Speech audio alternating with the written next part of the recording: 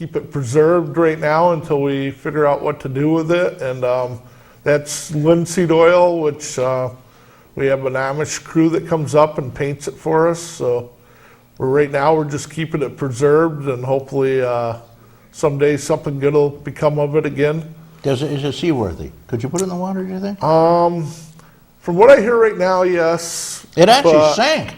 It was underwater for a while. Yeah, it's got to be in for a while to soak up the water to fill up the spaces. But when they brought it back after it sank from Buffalo, they raised it. We gave it to Buffalo and they let it sink. That was the end of it. Yeah, it was. So we brought it back up and sat there for about 3 years. We finally, in 2003, started putting the boat back together. Ship. I've learned one thing, it's a ship. Well, actually, I don't know. It's 100 feet. Is it at least 100 feet? You can still call it a boat if it's under 100. It's classified as a ship. It's a replica of a 16th century. 16th century. Sailing ship, something possibly like 1500s. Pinta, 1500s. like Columbus's Pinta, one of his smaller ships. It's a beautiful old ship. You know, the whole town, the whole county really got together on that. Oh my gosh! And it's all handmade. A lot of it is. It's all handmade. Actually, That's even what the makes it ironwork really was unique. made by a fellow in Westfield who does wonderful ironwork. Fitzsimmons, Fitzsimmons, something like that. Yeah. I think so. He did some of the work. It was built by Ernie Cowan. Ernie Cowan got involved, right? Stan Drake, and I can't think of the third gentleman right now. Two of them had passed away in about a year ago. Well, this was a long time ago. They set it up. It was right? 1984. It was they built it, huh? Put in the canal in 1985. It was christened. It did sail too. It did sail on Chautauqua Lake, but Chautauqua Lake's pretty thin, and it couldn't make a go of it down there. So somehow we call them pirates. Wheeled and dealed and sent it to Buffalo, which was promised all kinds of money, which I guess it never happened. They had 3 different homes in Buffalo. They were going to take it to New York City out there, and one winter, they figured the ice just pulled it under. You have a brochure of all about this if anybody's interested. Yeah, we do. Well, how do they get the brochure? You can if you want to learn about a real old ship, built in the 1500s in reality, but was recently built in 1984 right here by friends and family in Chautauqua County. Here's how you get the information. You can go up to Westfield to their visitor center at Barcelona. Also, they have a website. They have signs. We have the website, sealionprojectltd.com. There should be some in the Seaway Trail. It's right by the sea line. It's a display they have in Westfield. The Travel Center on Route 86, Chautauqua, and when you ride the ferry, you can pick up a copy. There's another old ship I've noticed. It's underwater. There's a big fight about it. Some people want to raise it and preserve it in the waterfront in a tank of water, a big glass tank of water in Buffalo. But the state says you can't do that because we own it. Now, how does the state own it? How about the people that owned the ship originally, you know?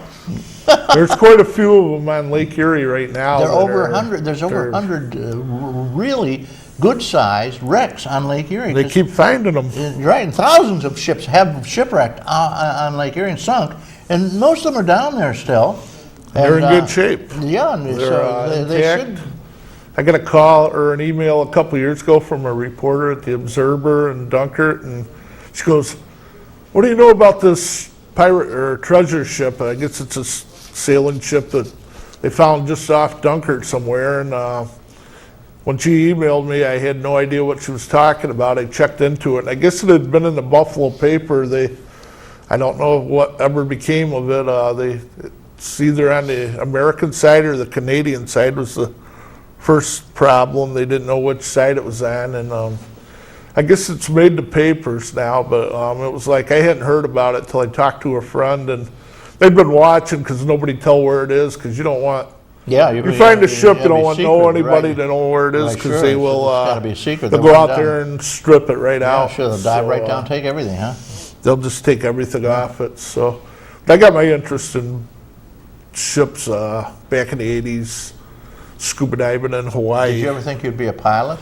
A licensed I captain? never, Do you marry people out there? I can't, no. You don't? You can't do that. We're more of a pilot than a captain. A captain's gotta go Who to. runs, does the Coast Guard control Lake Chautauqua? I know. No, actually, Who does? New York State is who we get our license through, but it's really weird to find out. I guess the water level of the lake is controlled by Pennsylvania, Pittsburgh area. Oh, really? They need more water. They lower the lake. If they don't need as much, they raise the lake. And How do they do that?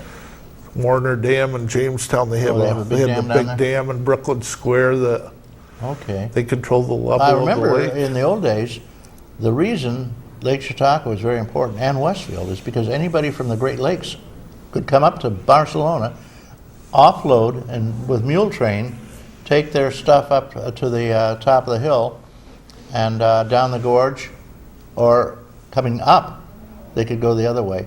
And they could get on Lake Chautauqua. Once they're on Lake Chautauqua, it led down to a large river, and then that led into the Ohio River, and then into the Mississippi River. keeps going, so you yep. could actually go from the Great Lakes in Westfield very easy with just a short portage to the Gulf of Mexico or anywhere in the interior of the United States from the lakes. Well, I guess also the Mississippi's also, when they need water, it's controlled to lower. Everybody takes It's water like from Lake everybody Chautauqua. controls our lake but us.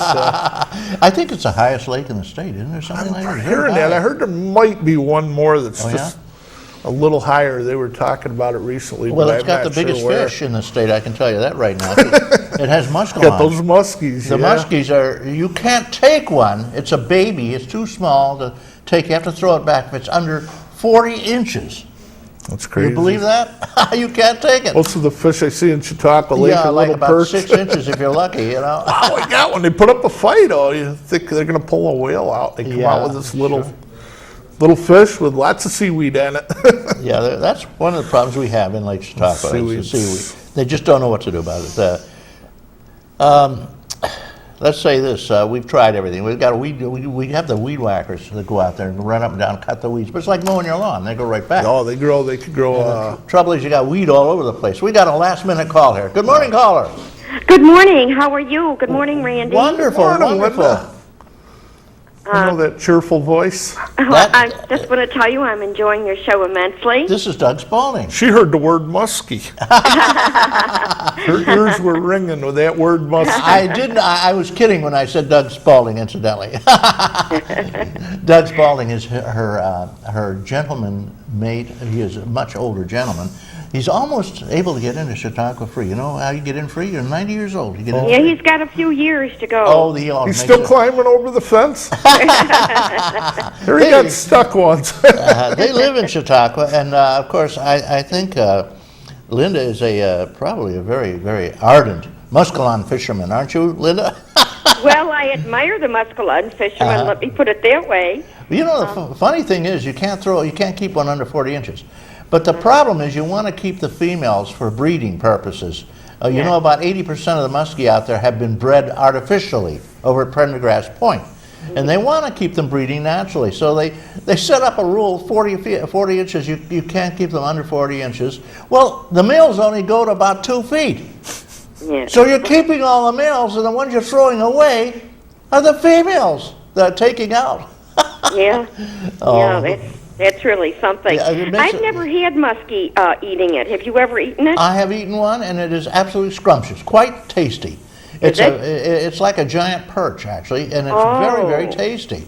Oh, I love perch. Yeah, well, you'd love a muskellunge. The meat is, of course, much bigger. You make steaks out of it. No, it is delicious. It is delicious. Is it sweet like a perch? 'Cause Yes, perch it is. Sweet. It is very sweet, and it has that lovely flavor, which you can't get anywhere else in the world except in Chautauqua Lake. Mm-hmm. So how's everything going with you? What are you doing these days? Oh, well, I've just been kind of enjoying the sunshine today, and Okay. and I like the cool weather. It's a little refreshing after the steamy summer we had. Right. Well, I'm going to be going on a cruise in October, and I can't wait. And we were talking about they keep track of people going on the ferry. Imagine keeping track when you pull into a port like Nassau, which is part of it. Keep track of 4,000 people.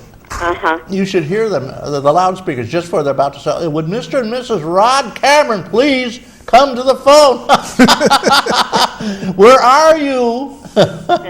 Well, they do have a very careful screening process where you have a little card with your picture on it. And when you go off, you can't get off without showing them that. So that goes in the computer.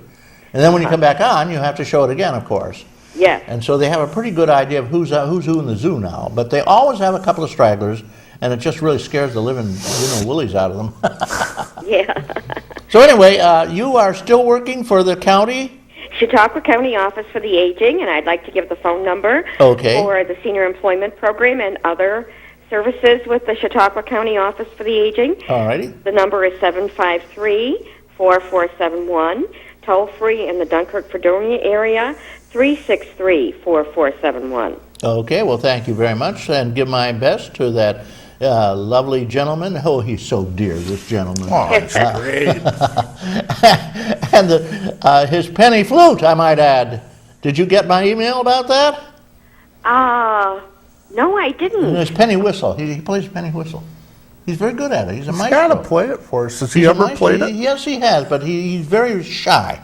And he doesn't like to show off his capabilities. And I'll tell you, there are very few artists, great musicians who play the penny whistle left. And Doug Spaulding happens to be one of them, believe it or not. He does. He plays the penny whistle, and he plays the recorder. Well, I have a recorder. I play it all the time. Yeah. The tapes. Oh.